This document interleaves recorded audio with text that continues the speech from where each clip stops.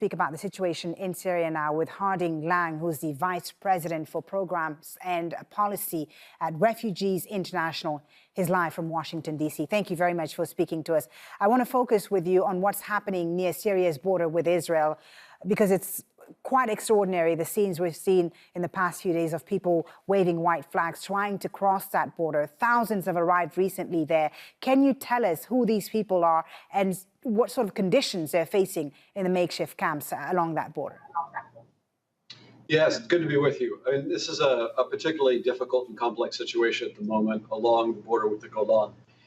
If we sort of wind back a few weeks, we saw something very similar to this going on along the border with Jordan when the government offensive was really pushing down quite close, where you had tens of thousands of people massing up against the Jordanian border and the Jordanians refusing to let them in, providing some cross-border assistance, but still saying, look, we've taken as many refugees as we possibly can, and we're going to have to hold the line. There's a lot of pressure on the government of Jordan at the time to open the border, and that didn't happen. So now what we see as the government offensive really shifted into Quneitra in the last 2 to 3 days, really beginning on Sunday. So we're seeing the expansion of the offensive into areas that are right along the Golan.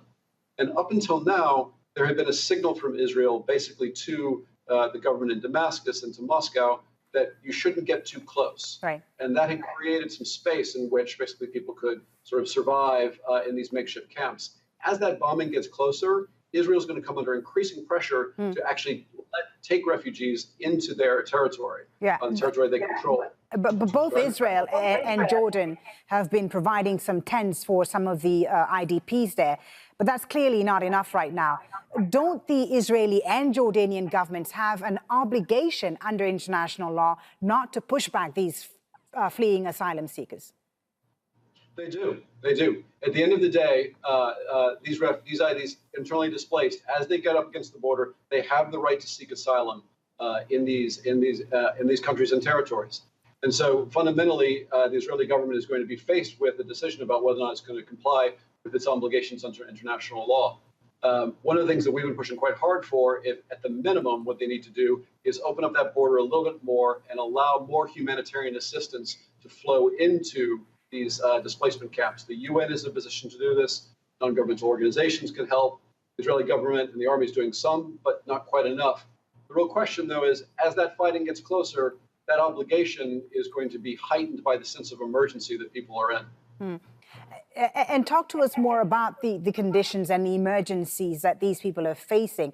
There is concern, of course, also about, what these families who have lived under rebel control for over 4 years, what's going to happen to them once the government takes over the villages they've been living in. Could they be targeted?